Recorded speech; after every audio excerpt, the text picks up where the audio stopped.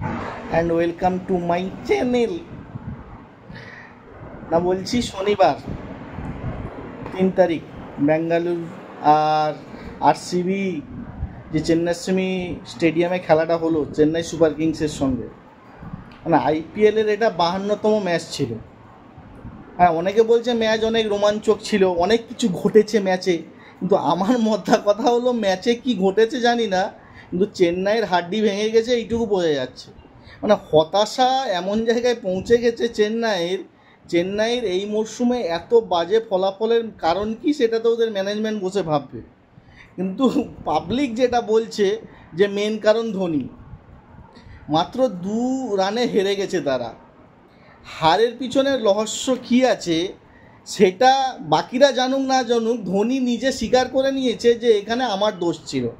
মানে প্রথম ব্যাট করতে নেগে আরসিবি 20 ওভারে 5 উইকেট হারিয়ে 213 রানের একটা বড় স্কোর করেছিল। এই ক্ষেত্রে চেন্নাইয়ের এত বড় একটা রান টার্গেট তাড়া করে জেতা, এটা তো এমনি যা বাজে খেলছে তার উপরে 160 ঠিক ছিল, 213 অনেক বড়, তাও অত কাছে গেছে সেটা একটা বড় ব্যাপার।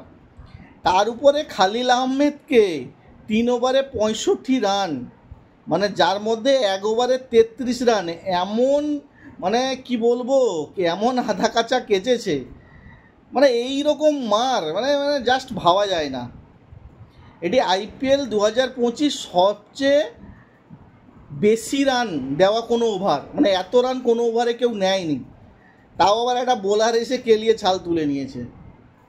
কিন্তু এখানে কিন্তু বোলিং বিপর্যয় শুধু ঘটেছে এমন নয়, কিন্তু তার সঙ্গে যদি ব্যাটিংটা দেখা হয়, 20 ওভারে 5 উইকেট হারিয়ে 211 রান যখন চেন্নাই করছে, সেই সময়ে যখন ধোনি ক্রিজে আসছে, ধোনি নিজেই বলছে আমি যখন ব্যাট করতে নামি তখন রান রেট অনেক বেশি ছিল, আমার উচিত ছিল আরও দ্রুত খেলা, তো খেললি না কেন ভাই, খেললি না কেন?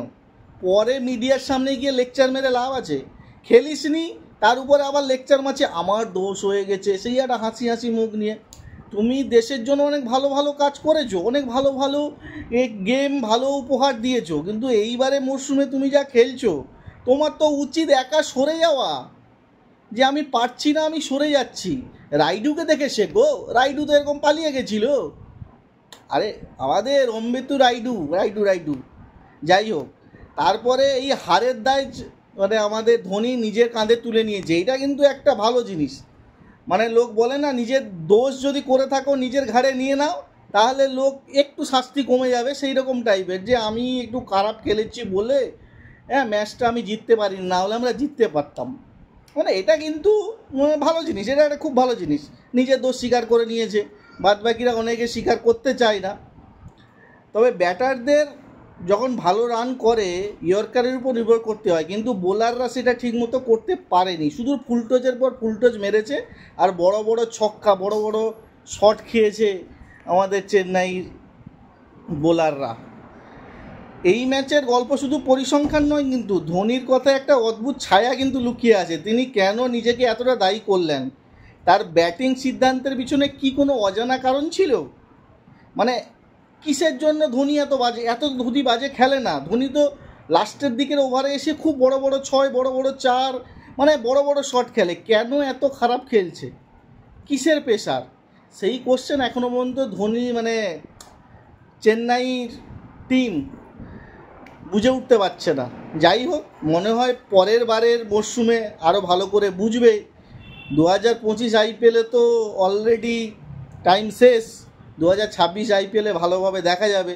ধোনিকে দেখা যাবে না, সে দেখা যাবে কি যাবে না সে তো পরের কোশ্চেন, সেটা তোমরা কমেন্টে জানিও যে ধোনি পরের বছর খেলবে কি না, সেটা একটা বড় উত্তর কে দেবে কে জানে। তোমরা থাকলে দিও, কেন নেওয়া উচিত পরের মরশুমে আর কেন নেওয়া উচিত নয়, এটা একটা বড় ব্যাপার। দেখা যাক কী হয়।